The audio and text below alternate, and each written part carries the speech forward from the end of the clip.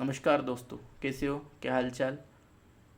आज हम डिस्कस करने वाले हैं बच्चों क्लास 12 का यूनिट नंबर 1 मैथमेटिकल लॉजिक का। ये आज का लेक्चर नंबर 7 है, जिसमें हम कुछ टॉपिक डिस्कस करेंगे जिनके नाम हैं quantifiers, quantified statement, duals, negation of compound statements, converse, inverse and contrapositive of implication. Clear? तो बच्चों आज हम शुरू करते हैं क्वांटिफायर्स एंड क्वांटिफाइड स्टेटमेंट क्या होता है। तो बच्चों ये जो वो थ्योरी है, बुक्स में भी आपके बहुत लंबी लंबी थ्योरी दी है, उसे समझना आपके लिए कठिन है।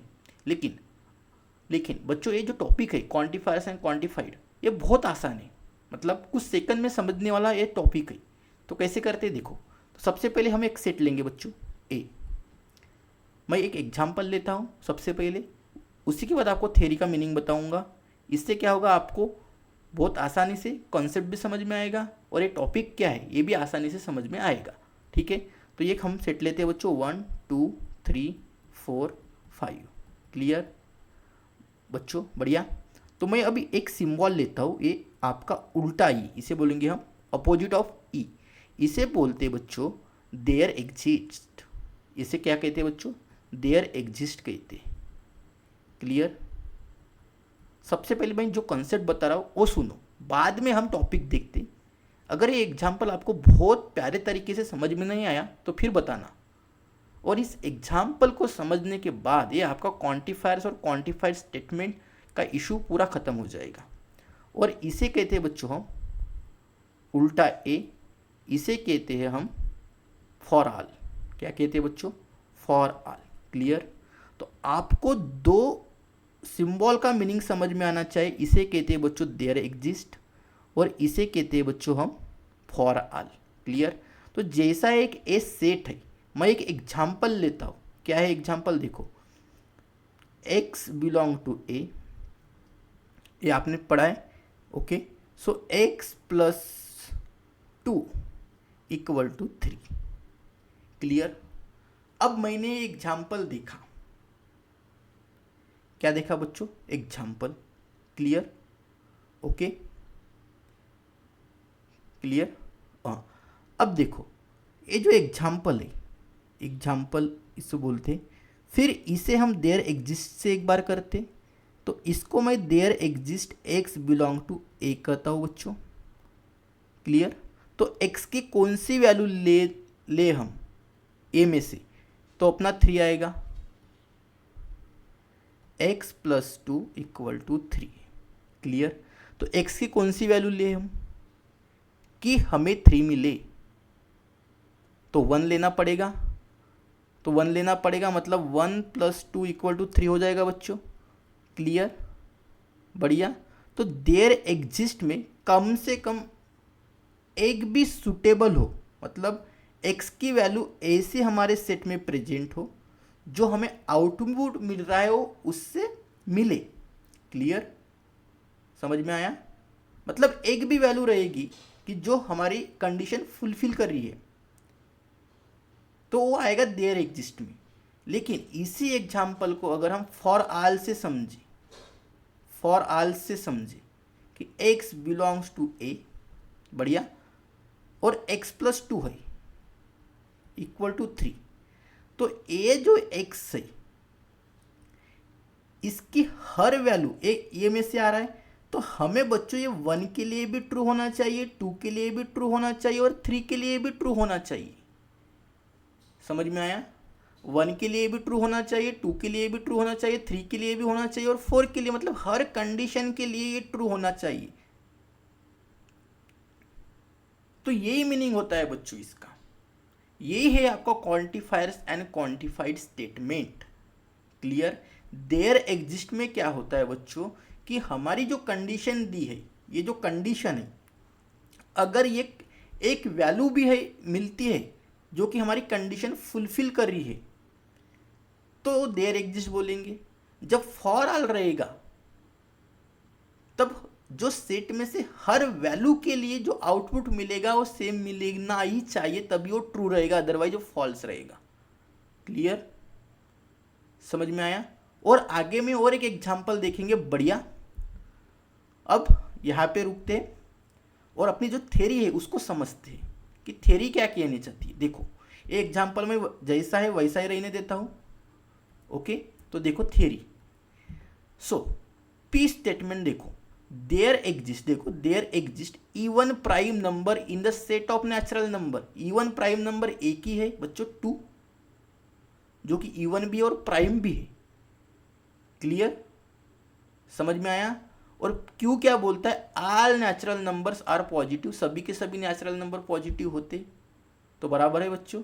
Clear, clear. तो ये देयर एग्जिस्ट वाली है और ये फॉर ऑल वाली है। देखो each of them asserts condition for some और all objects in all collection words there exist. For all उसे बच्चों हम क्वांटिफायर्स कहते, बस हो गया।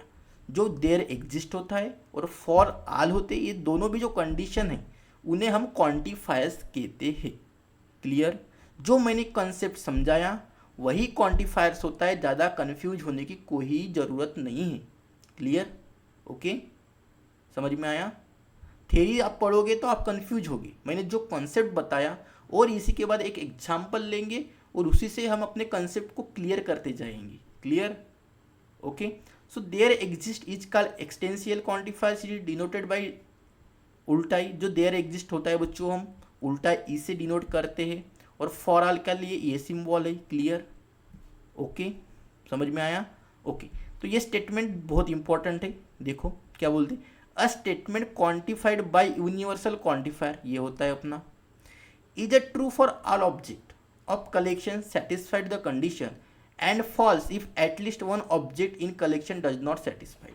तो बच्चों इसका मीनिंग क्या है, देखो कि ये जो अपना सेट है ये, इसमें से हर वैल्यू के लिए क्या होनी चाहिए बच्चों, x+2 3 होनी चाहिए। अगर हर वैल्यू के लिए x+2 3 नहीं होता, मतलब x की जगह 1 रखो, 2 रखो, 3 रखो, 4 रखो, 5 रखो, तो जो अपना स्टेटमेंट होगा वो फॉल्स हो जाएगा। समझ में आया। मतलब ये में से हर वैल्यू हम इस x की जगह पुट के देखें तो हमें अगर 3 नहीं मिलता तो फॉल्स हो जाएगा स्टेटमेंट। क्लियर, समझ में आया, बढ़िया, ओके। अब देयर एग्जिस्ट की कंडीशन देखो, a statement quantified existential quantifier there exist, a there exist का symbol is true at least one object in collection of satisfy condition. मतलब कि हमारे सेट में से कम एक भी ऐसा ऑब्जेक्ट मिले जो कि एक कंडीशन फुलफिल कर रहा है, तभी भी हमारी वैल्यू क्या हो जाएगी बच्चों, ट्रू हो जाएगी। क्लियर, एक मिलने पर भी। लेकिन and it is false no object, मतलब एक भी ऑब्जेक्ट अगर हमें सेट में से नहीं मिल रहा तो वो हमारा क्या हो जाएगा बच्चों, फॉल्स हो जाएगा। क्लियर, समझ में आया, ओके। अब देखो आगे बढ़िया एक एग्जाम्पल डिस्कस करते हैं। बढ़िया सा एक एग्जाम्पल है बच्चों, बहुत ही आसान है, बहुत सिंपल है। ठीक है, देखो यहाँ पे 2 कंडीशन दिए है, देयर एग्जिस्ट की 2 कंडीशन दिए है हमारे पास फॉर ऑल की। ओके, तो देखो हमारे पास सेट है 1 2 3 4 5 6 7 तक। क्लियर, समझ में आया, ओके। देखो इसको कैसे सॉल्व करेंगे। सबसे पहली जो कंडीशन है बच्चों क्या है,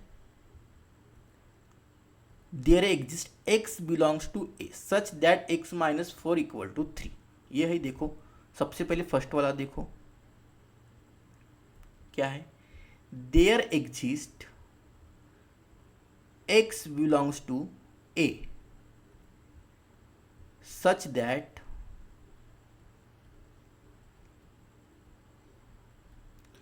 x - 4 = 3। ये कंडीशन है बच्चों। लेकिन देयर एग्जिस्ट में क्या होता है, अपनी जो x - 4 है = 3 है। क्लियर, इसमें से ऐसी को सेट में क्या वैल्यू है जो हम यहाँ x पे रखी तो उससे 4 माइनस करने पे 3 आए। तो इसको ऐसा भी सॉल्व कर सकते हो, x = 3 + 4। तो x की क्या वैल्यू चाहिए बच्चों, 7। तो क्या आपके सेट में 7 है, तो है। मतलब कि x की वे क्या वैल्यू चाहिए बच्चों, वो ट्रू होने के लिए 7 चाहिए। और हमें हमारी जो कंडीशन होती है बच्चों देयर एग्जिस्ट की, कम से कम एक वैल्यू तो भी सेटिस्फाइड करनी चाहिए। तो यहाँ पे एक वैल्यू सेटिस्फाइड कर रही है। क्लियर, तो ये क्या हो जाएगा बच्चों, ये स्टेटमेंट फॉल्स हो जाएगा, सॉरी बच्चों ट्रू हो जाएगा, क्योंकि ये की कंडीशन है। हाँ, तो ये क्या हो जाएगा, ट्रू हो जाएगा। बढ़िया। अब सेकंड क्या है देखो, for all x belongs to a, क्या है बच्चों, for all x belongs to a। Clear.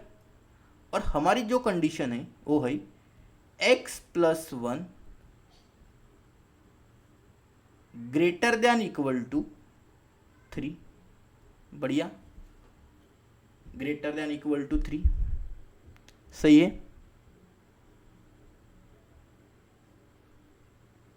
Okay, तो फॉर ऑल मतलब सेट में से हमें हर वैल्यू को देखना पड़ेगा, x की जगह हर एक वैल्यू रखना पड़ेगा,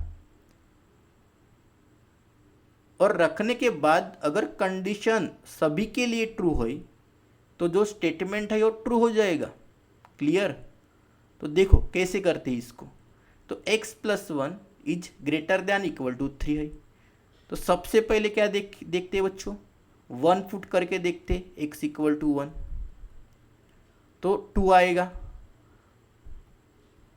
और क्या 2 जो है वो 3 से इक्वल है, नहीं है, या 3 से बड़ा है, नहीं है, तो ये जो स्टेटमेंट है बच्चों ये फॉल्स हो जाएगा। बढ़िया, समझ में आया। क्लियर। अब देखो x के लिए, अब यहाँ पे देखो थर्ड वाला आपकी क्या है, 8 minus x is less than equal to 7, तो x की कौन सी ऐसी वैल्यू है बच्चों, लेस देन इक्वल टू 7।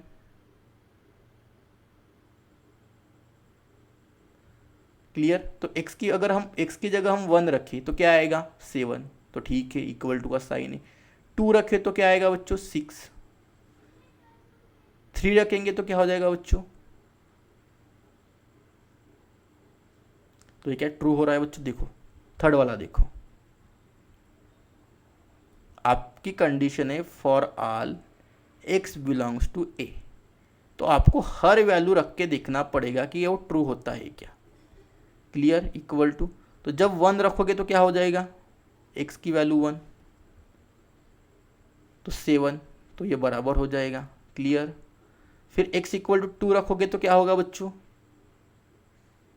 2, 8 में से 2 गए तो 6, तो ये भी बराबर है। क्लियर, बराबर है। जब आप x की वैल्यू क्या रखोगे, 3 रखोगे, तो 8 माइनस 3 5 इज लेस देन 7, ये भी बराबर है। x इक्वल टू जब आप 4 रखोगे तो क्या होगा बच्चों, 4 इज लेस देन 7, ये भी बराबर है। x की वैल्यू अगर आप 5 लोगे तो क्या होगा, 3 लेस देन 7, ये भी बराबर है। x की वैल्यू आप अगर 6 लोगे, x की वैल्यू क्या लोगे बच्चों 6, तो क्या होगा 2 लेस देन 7, ये भी बराबर है। क्लियर, समझ में आया बच्चों। बढ़िया। Okay, clear. जब आप 7 लोगे तो 7 माइनस 7 क्या होगा बच्चों, ये भी बराबर है। तो ये हर किसी के लिए क्या कर रही है बच्चों, कंडीशन फुलफिल कर रही है, मतलब ये ट्रू हो जाएगा। समझ में आया। ये भी ट्रू, ये फॉल्स था। बढ़िया। अब देयर एग्जिस्ट मतलब ऐसी एक वैल्यू चाहिए जो ये कंडीशन को फुलफिल करे, तो 8 के साथ क्या एडिशन करे तो 16 आएगा बच्चों, 8 को ऐड करना पड़ेगा, और इसमें 8 है ही नहीं, तो ये क्या हो जाएगा बच्चों, फॉल्स हो जाएगा। क्लियर। ये देखो बढ़िया बढ़िया सॉल्यूशन यहाँ पे है, तो आप कर लोगे अच्छे से लिख देने का, जैसे यहाँ पे सॉल्यूशंस लिखे वैसे मैंने यहाँ पे आपको डिस्कस करके बता दिया। बढ़िया, समझ में आया। क्लियर। और ये सॉल्यूशन पूरा यहाँ पे दिया है, ऐसे ही आपको पेपर्स में लिखनी है। क्लियर, समझ में आया। ओके, अब आता है बच्चों डुअल। डुअल मतलब क्या होता है, क्या है बच्चों डुअल।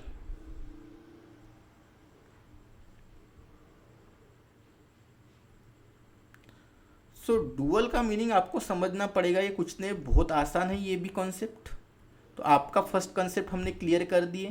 क्लियर, कौन सा कॉन्सेप्ट था बच्चों, ये वाला, कि क्वांटिफायर्स क्या होता है, क्वांटिफाइड क्या होता है। क्लियर। और एक बार बता दूं बच्चों, अगर देयर एग्जिस्ट का सिंबल ये होता है, आपके पास एक सेट दिया हुआ रहेगा। क्लियर। उस सेट में से अगर एक वैल्यू भी हमारी कंडीशन फुलफिल करती है तो वो वैल्यू ट्रू हो जाएगी। फॉर ऑल जब हो तब सेट में से हर वैल्यू के लिए वो क्या कंडीशन जो भी रहेगी वो क्या होनी चाहिए बच्चों, फुलफिल होनी चाहिए। तो अब तब हम उसे ट्रू कहेंगे, नहीं तो अदरवाइज वो फॉल्स हो जाएगा। यही है, बाकी कुछ नहीं है, बाकी पूरा आसान है। समझ में आया? ओके। अब देखो क्या है डुअल मतलब क्या होता है। कुछ नहीं, बहुत आसान है। डुअल मतलब क्या है, देखो we use letter T. T मतलब टोटोलॉजी होता है बच्चों, और सी मतलब कॉन्ट्रेडिक्शन होता है respectively. If two statement contain logically connectivities just like, ये किसका सिंबल है बच्चों, और का, ये अपना एंड का, and letter T and C, then they set to be duals each other if one of them is obtained from other interchanging। और ये इंटरचेंजिंग मतलब डुअल का मीनिंग आप समझो।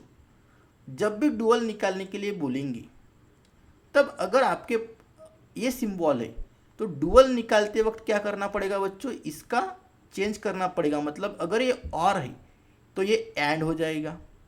क्लियर। समझ में आया बच्चों? क्या हो जाएगा, एंड हो जाएगा। अगर ये एंड है तो और हो जाएगा। ठीक है, बढ़िया। अगर टोटोलॉजी है दिया तो कॉन्ट्रेडिक्शन हो जाएगा, और अगर कॉन्ट्रेडिक्शन दिया है तो टोटोलॉजी हो जाएगा। बस यही कॉन्सेप्ट है डुअल का, बाकी कुछ नहीं है। समझ में आया? सिंबल को चेंज करने हैं, अगर और है तो एंड होगा, एंड है तो और होगा। अगर टोटोलॉजी है तो कॉन्ट्रेडिक्शन होगा, कॉन्ट्रेडिक्शन है तो टोटोलॉजी होगा। It is clear?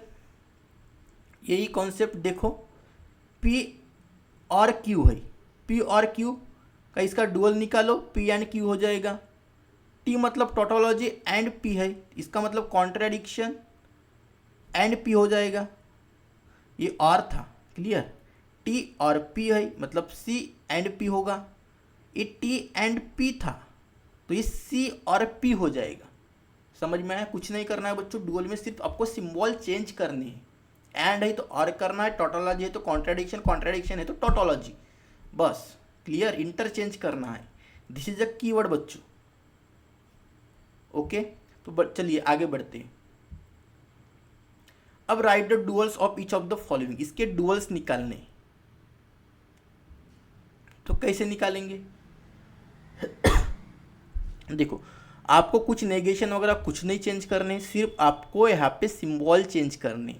इसका नेगेशन क्या होगा बोलो, क्या होगा इसका नेगेशन? सॉरी, डुअल क्या होगा, नेगेशन नहीं। डुअल क्या होगा? पी, ये क्या है बच्चों, इस एंड है तो इसका सिंबल चेंज कर दो। ये और है तो इसका एंड कर दो। एक मिनट, पूरा लिखना पड़ेगा। कर लो अच्छे से, आसान है, आप कर सकते हो इनको। बढ़िया। तो ये P और Q हो जाएगा, और ये और है तो एंड हो जाएगा। समझ में आया? इसका भी ये सिंबल को चेंज करेंगे और करेंगे, इसको एंड में कन्वर्ट कर दो, इसको और कर दो, इसको एंड। बाकी कुछ भी छेड़छाड़ी नहीं करनी। जो सिंबल है उसको चेंज करो, जहाँ पे एंड है वहाँ पे और करो, जहाँ पे और है वहाँ पे एंड करो। क्लियर। ये देखो सॉल्यूशन भी यहाँ पे दी है, जहाँ पे और है बच्चों वहाँ पे एंड करना है, सिर्फ इन सिंबल चेंज करने। क्लियर कर लोगे आप? बढ़िया। यहाँ पे सॉल्यूशन भी दिए है, बढ़िया। जैसा कि ये देखो, ये टी है तो ये सिंबल को चेंज करो, ये और है तो ये एंड कर लो, और है तो एंड कर लो। हो गया। देखो सॉल्यूशन, बढ़िया सॉल्यूशन है।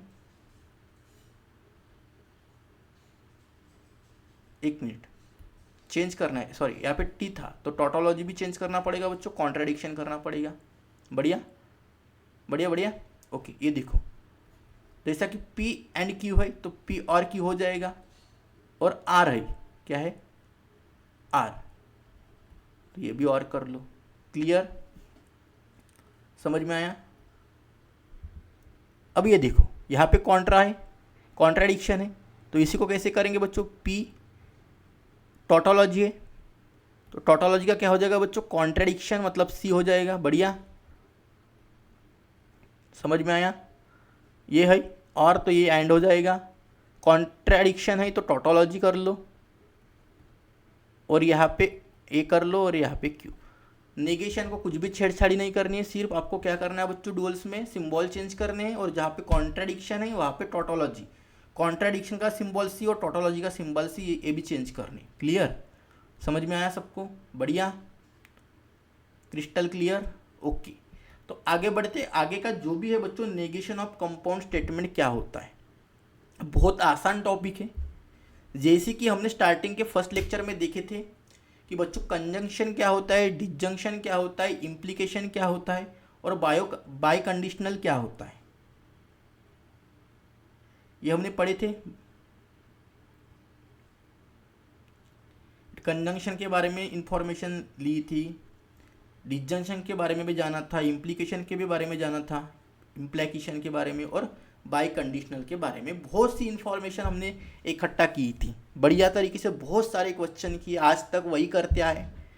अब बच्चों यहाँ पे थोड़ा सा एडवांस है। यहाँ पे क्या एडवांस है कि यहाँ पे हम ये उनको नेगेशन लगाना है। नेगेशन ऑफ कंजंक्शन क्या होगा, नेगेशन ऑफ डिसजंक्शन क्या होगा, नेगेशन ऑफ इम्प्लीकेशन क्या होगा, नेगेशन ऑफ बाय कंडीशनल क्या होगा, यही हमें इस टॉपिक में डिस्कस करने वाले हैं।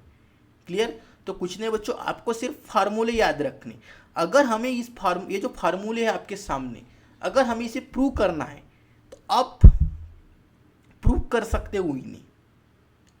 कैसे प्रूव करोगे बच्चों, टेबल से ट्रूथ टेबल निकालो इनके, और इक्विवेलेंस देखो, वैल्यू क्या होगी बच्चों, सेम ही होगी। क्लियर, तो देखो, नेगेशन ऑफ कंजंक्शन, कंजंक्शन मतलब याड है, बढ़िया, आप सबको पता है। कंजंक्शन मतलब एंड है, बढ़िया। डिसजंक्शन मतलब और है। इम्प्लीकेशन मतलब क्या होता है बच्चों, इफ देन वाली कंडीशन, बढ़िया। और यहाँ पे इफ एंड ओनली इफ वाली condition, if and only if. Clear, यहाँ पे इम्प्लाई वाली कंडीशन, बढ़िया। अगर हमें इसका नेगेशन निकालना है, दो स्टेटमेंट है बच्चों अपने जो कि एंड से जोड़े हैं, जिसे हम कंजंक्शन बोलते हैं। जैसे ही हम इसके ऊपर क्या लगाएंगे बच्चों, नेगेशन, तो इसको याद करने के मैं आपको एक टेक्निक बताता हूँ। याद कैसे रखना है मैं आपको बताता हूँ, शॉर्ट ट्रिक बताता हूँ इसकी। क्या है देखो, सबसे पहले कंजंक्शन का देखो, कंजंक्शन में क्या है बच्चों, कंजंक्शन देखो तो ये है negation of P and Q.